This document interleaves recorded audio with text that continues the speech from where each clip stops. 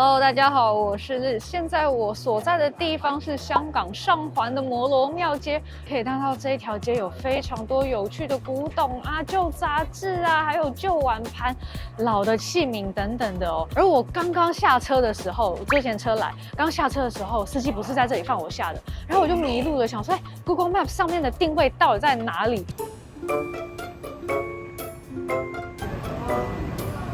找到了，天哪！后来打电话跟这个朋友确认才知道，原来是在这里，而且这家餐厅 Mora 其实真的就隐藏在这一条古玩街的中间呢，非常有趣哦。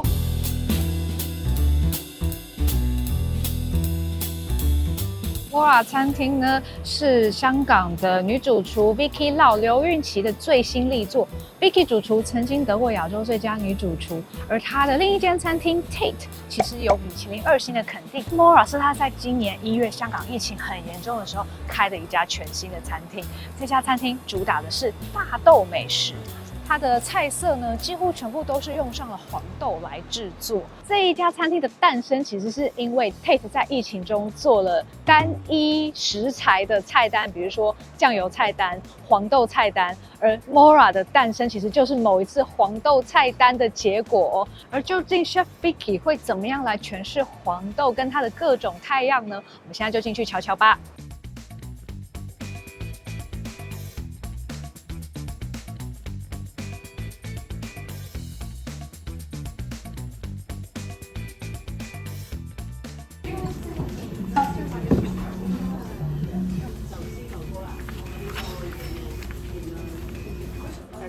So I'm filling in for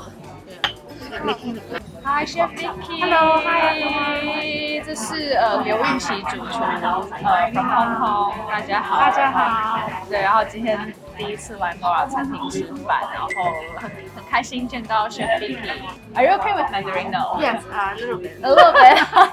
Good enough. Good enough. Yeah, yeah. Okay. 谢谢。谢谢。用餐一开始就有一组3杯的豆奶 tasting， 分别是原味，加了一点和三盆糖的甜味，还有融合中式杏仁奶的杏仁味。这3杯豆奶呢，一方面展现了 Mora 的主题，就是以黄豆为主的一间餐厅；再来就是展现他们对于制作豆浆的用心。那这个豆奶喝起来很丝滑，有绸缎的感觉，然后充满了大豆的香味。那加了一点点和三盆糖呢，更能带出一点黄豆的香气，还有它原本的甜味。然后用这些好可爱的，就有点像外面那个古董街卖的这种杯子来装，超可爱的。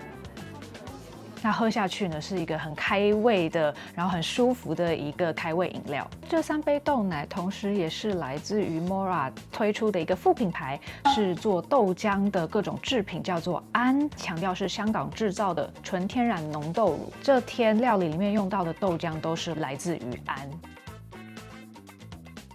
开胃菜当然还是豆腐啦，这是他们的自家制嫩豆腐哦，叫 Velvet Tofu， 它有点像奶酪装在杯子里面，然后你用汤匙挖着吃。配料很特别，首先是上面原本就有鱼子酱，再来还有另外3个小碗，里面装着鸭肉松、提鱼和酸豆、皮蛋酱。那你可以先吃原味的，它是很浓的大豆的风味。就吃一口就会觉得豆腐的那种感觉，然后再配上一点点鱼子酱的海洋的鲜咸风味，然后你就可以随意再加上这3种佐料了。那我其实很喜欢这个鸭肉丝，它就有点像是生火腿那样子，给你动物性的鲜咸的风味。皮蛋酱呢，它是把蛋黄跟蛋白分开，蛋黄是在下面作为酱汁，然后蛋白把它切碎，就有 QQ 的口感，跟前面的鱼子酱还有鸭肉丝其实都很搭，因为它有一种比较 creamy， 然后比较浓醇的感觉。提鱼跟酸豆呢，它就是很典型的意大利的风味哦，那也是西餐很常用的2种保存食材。它有非常强烈的咸味跟酸味，还有鲜味。这个也就是完美展现了 Mora 的理念，它是一种中西合并，结合中式的食材跟西式的风味。Anchovy 跟 capers 加上前面的鱼子酱啦，或是鸭肉丝、皮蛋酱，其实也都还蛮搭配的。那也蛮能去凸显这个嫩豆腐它原本黄豆的风味。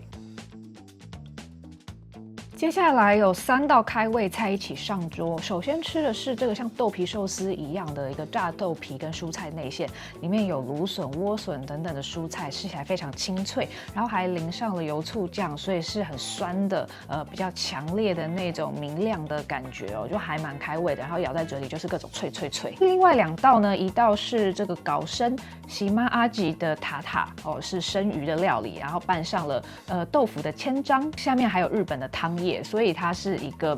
蛮豆皮感觉的一道开胃菜。那这个喜妈阿吉搞生的塔塔呢，它非常有趣哦，里面有很熟悉的葱姜的味道。我后来确认才知道说，这个就是葱姜酱，就是你吃白斩鸡会吃到的那种葱姜酱，所以给你很熟悉的港式风味。里面的千张豆腐呢，它也在提供一点弹弹的一点就是咬感哦，所以这个是还蛮好吃的一个开胃菜。最后你可以包着底下的日本汤叶一起吃它，就也有另外一种就是更多的口感。旁边这道夏季番茄沙拉强调的是番茄的各种风情，你可以吃到新鲜的番茄，然后里面也有风干番茄更浓缩一点的味道。搭配的下面的酱料呢有豆奶 ricotta， 它是用豆奶来去做的类似用牛奶做的这种轻乳酪 ricotta cheese 一样的一种酱汁，然后还加上了酸豆奶 sour soy milk， 所以它用豆奶来去模拟牛奶的不同制品，还加上了酪梨酱跟马鞭草油。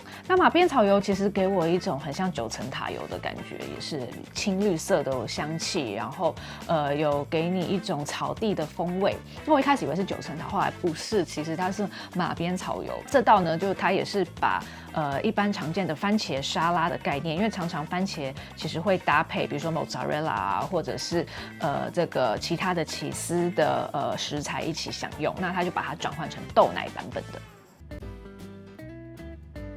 这一道豆奶鸡汤冷面算是 Mora 的招牌菜，很多人喜欢。那它用的是日本的乌龙面，酱汁的部分是用3黄鸡去熬的鸡汤，加上了浓浓的豆奶，以及上面你会看到有鸡肉丝，还有一些豆皮。酱料还有这个红色的有点香辣风味的豆瓣酱，以及绿色的巴西利油。它其实是一个鸡丝凉面的概念，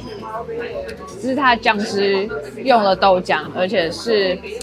稍微偏多，比较有点像是汤面感觉。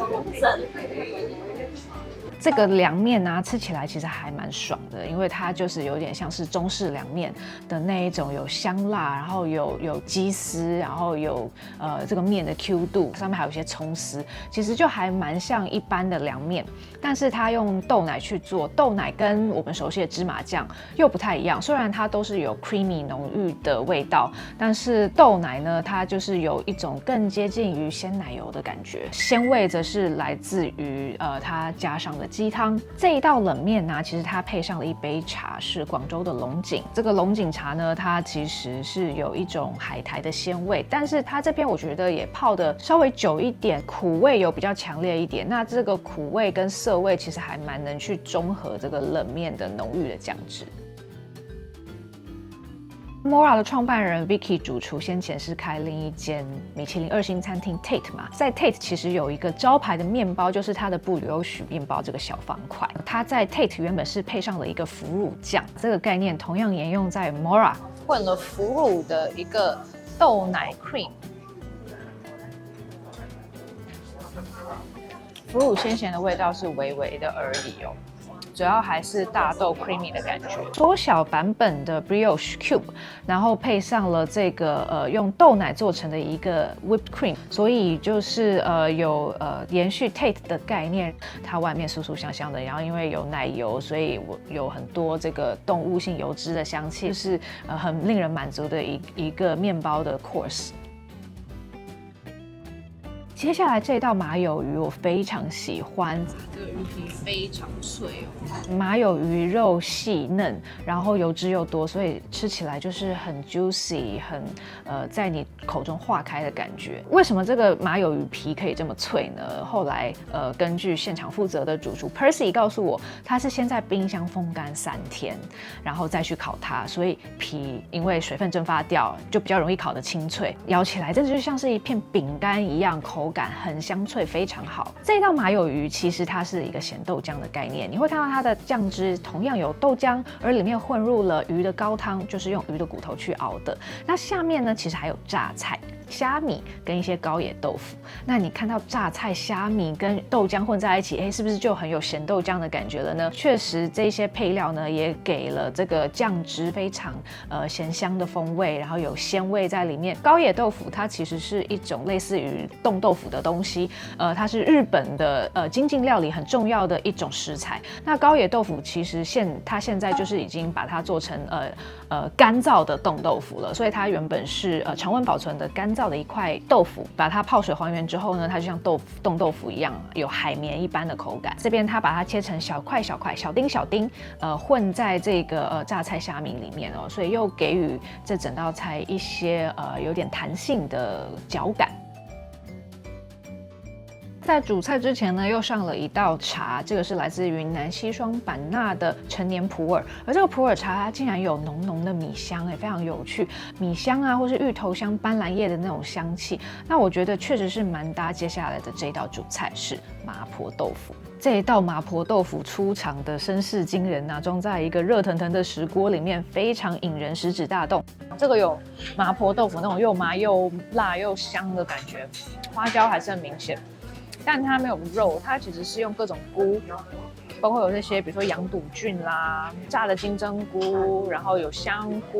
其实用菇来做麻婆豆腐很好吃。豆腐其实也不是只有嫩豆腐哦，一般的麻婆豆腐可能会只有用嫩豆腐或木棉豆腐，但是在这里面还加入了冻豆腐，所以又有一点弹弹的口感在里面，更有变化。麻婆豆腐就要配上好吃的白饭啦，这边用上的是日本月光米哦，而同时还有一个配菜是南乳辅一炸鸡，这个炸鸡真的蛮好吃的，它是用香港人很爱用的一种豆腐乳南乳来腌制过，本身有甜味有鲜味，那外衣呢则是用豆腐皮来制作，所以它有点像是面包粉的东西，但其实它是碎碎的豆腐皮，所以更加的香酥。这个炸鸡呢有一个酱汁，它是用味噌做成的，味噌的 espuma 它把它挤出，用氮气瓶挤出来，所以是有泡泡的质地，非常的轻盈。南乳跟味噌也能够互相呼应，所以吃起来真的是蛮刷脆的。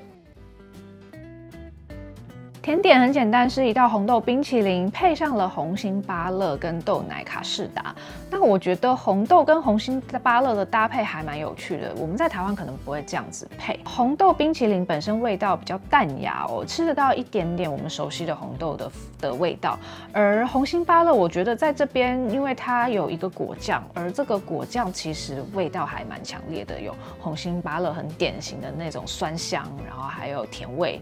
有点盖过红豆冰淇淋，我是觉得有一点点可惜。不过它作为中间的介质是豆奶卡士达，那它一样，它就是用豆奶去置换牛奶的概念。那这个卡士达酱呢，它还是有卡士达原本那一种 creamy 的感觉哦。而我觉得这里有一个很棒的一个小巧思是加上了陈皮。那香港人很爱用陈皮啦，那在这个有点创作概念的菜单里面，陈皮它也起了一个蛮关键的作用，就是把红豆冰淇淋跟红心芭乐结合在一起。我觉得陈皮的那一种比较深邃的柑橘香气，